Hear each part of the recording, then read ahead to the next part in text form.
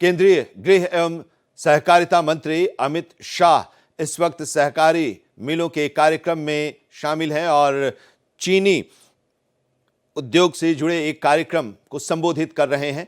सीधे हम आपको लिए चल रहे हैं उस कार्यक्रम में। भाई करना चाहिए या नहीं करना चाहिए? और ये आए तो मैंने सुझाव दिया तो उन्होंने सामने एक और डिमांड कर दी। महाराष्ट्र वालों का डिमांड का बड़ा स्वभाव होता है, तो एक और डिमांड कर दी कि भाई हमें पैसा कहां से मिलेगा। अब हमने व्यवस्था कर दी एनसीडीसी में, आपको जितना चाहिए इतना पैसा हम देंगे, मगर आप मल्टी डायमेंशनल बायोफ्यूल प्रोडक्शन का प्लांट डालिए। और आसपास में इससे सारे मंडी आपसे जुड़ जाएगी, सारे गेहूं के किसान जुड़ जाएंगे, सारे किसान जो और कोई महंगा क्रॉप नहीं करना चाहते हैं, पानी कम चाहिए, मजदूरी कम चाहिए, वो मक्का करेंगे। और ये सारी चीजों से इथेनॉल बनता है। तो 1000 करोड़ लीटर इथेनॉल हर साल सिर्फ भारत में चाहिए। और मुझे पूरा विश्वास है बायोफ्यूल अलायंस शुरू होने के बाद और 1000 करोड़ लीटर हम एक्सपोर्ट कर सकते हैं। मगर वो तब कर सकते हैं कि आपका विजन आप ब्रॉड बनाइए, आपकी फैक्ट्री को मॉडर्नाइज करिए और आधुनिक से आधुनिक तकनीक से लैस करिए। मेरा आप सबसे आग्रह, हम कोऑपरेटिव क्षेत्र के कार्यकर्ता हैं मगर हम व्यापार कर रहे हैं। हमने हमारी जरूरियातों को समझना पड़ेगा। क्षतिग्रस्त अनाज भी एफसीआई बिक्री करती है, उसका भी आपको फायदा मिल सकता है। मक्के को फीड स्टॉक के रूप में बढ़ावा देने का, मक्का का पहले उत्पादन कम था, हमने मक्के से इथेनॉल बनाना चालू किया। इस बार बुआई 1.5 गुना, 1.25 गुना हो गई है और एमएसपी भी लुक्रेटिव दी है। और जो मक्का के किसान है उसको डर लगता है मेरा मक्का एमएसपी के भाव से नहीं जाएगा। आप नाफेड और हमारे कंज्यूमर फेडरेशन जो कोऑपरेटिव है इसके साथ अनुबंध कर लीजिए। भारत सरकार जो अनुबंध करेंगे वो सभी किसानों का मक्का और दलहन 100% एमएसपी से खरीद ले। इसमें किसी को डरने की जरूरत नहीं है भाई। सिर्फ एक ऐप खोलकर आपको मेरे पास 3 हेक्टेयर मक्का है, मैं आपके साथ एग्रीमेंट करता हूं, मेरा मक्का नोट लीजिए, वो कंफर्मेशन। और बाद में बाजार में ज्यादा भाव है तो आप खुले हैं बाजार में ज्यादा भाव से बेचने के लिए, जरूरत नहीं है उनको देने की। कम है तो वहां जाना, इससे ज्यादा अच्छा सौदा किसान के लिए हो ही नहीं सकता भाई। मुनाफा तेरा, नुकसान सरकार का।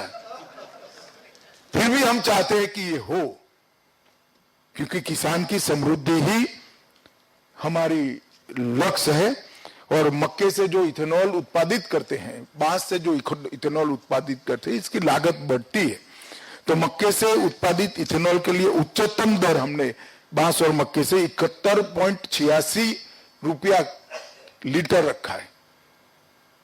तो कोई ऐसा भी नहीं कह सकता कि मक्के से बनता है वो महंगा पड़ता है। ये सब हमने कर लिया है। और मुझे आप सबको एक अभिनंदन भी देना है कि कोऑपरेटिव शुगर मिलों के माध्यम से 22-23 में इथेनॉल की आपूर्ति में लगभग 8% योगदान दिया है। इसलिए मैं आपको बहुत बहुत बधाई देता हूं। मगर लक्ष्य इतना छोटा मत रखिए, इसको 25% करना पड़ेगा। 1000 करोड़ लीटर इथेनॉल चाहिए, इसका 25% मतलब आप हिसाब कर लीजिए, आपकी बैलेंस शीट का कलर सिर्फ और सिर्फ इथेनॉल बना सकता है। और शायद आपको बैलेंस शीट पर लिखना पड़ जाए सहकारी शुगर कारखाना की जगह सहकारी इथेनॉल उत्पादक संघ लिखना पड़े, ऐसी स्थिति आ जाएगी। मगर वो भी किसान की सेवा करता है, वो भी देश की सेवा करता है, हमें इससे परहेज नहीं रखना चाहिए। एनएफसीएसएफ नेशनल फेडरेशन जो है उसने आज तक बहुत अच्छा काम किया है। 2002 तक का पूरा ब्यौरा मैं आज पढ़कर आया हूं। एनएफसीएसएफ ने सरकार और शुगर मिलों के बीच में ब्रिज बनने का काम किया है।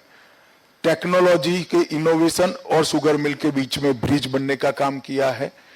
और मार्केट की परिस्थिति और शुगर मिल के बीच में भी ब्रिज बनने का काम किया है। मगर 259 चीनी मिलों का ये संघ है, लगभग 9 राज्य संघ इसके साथ जुड़े हैं। आपसे मेरी सहकारिता मंत्री नाते और अपेक्षा है, इसका एक्सपांशन होना चाहिए।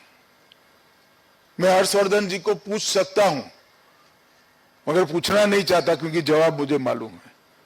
कितने कोऑपरेटिव शुगर मिल नए बने वही चलो। क्या आपका संघ लक्ष्य तय करता है कि देश में गन्ना उत्पादन करने वाले क्षेत्र जहां ड्राई एरिया है, वैक्यूम है, वहां जाकर हम एक सहकारी साकर कारखाना लगाएंगे? शुरुआत करिए। 4 अच्छे जिनके पास पैसा ठीक है वो सहकारी संघ मिलकर एक सहकारी संघ वहां बनाए, फिर किसानों को जोड़िए और निकल जाइए। क्या एनएफसीएसएफ मदर डेयरी का स्थान ले सकता है क्या? जिस राज्य में अच्छे दूध संघ है वहां मदर डेयरी एंटर नहीं करती है।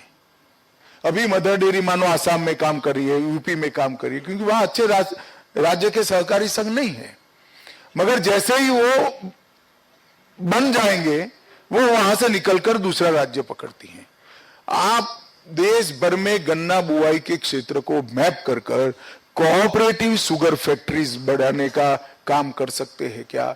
इसका 10 साल का रोड मैप बनाना चाहिए। साकर का उत्पादन का एक एक पैसा मुनाफे का किसान के बैंक अकाउंट में जमा होना चाहिए, ये आपका लक्ष्य होना चाहिए। फेडरेशन में स्थगितता जो है उसको मेंटेन करना, तो हम विश्व का नेतृत्व नहीं कर सकते।